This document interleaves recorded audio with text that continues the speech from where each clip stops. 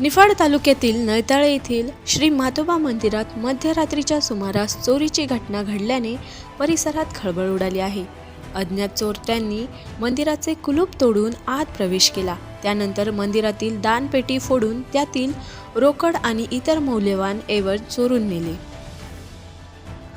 चोरीला गेलेल्या ऐवजाचे नेमके मूल्य अद्याप समजू शकले नाही।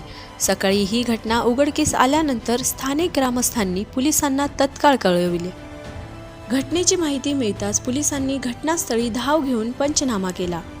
चोरट्यांचा माग काढण्यासाठी पोलिसांनी परिसरातील सीसीटीव्ही फुटेज तपासण्यास सुरुवात केली आहे।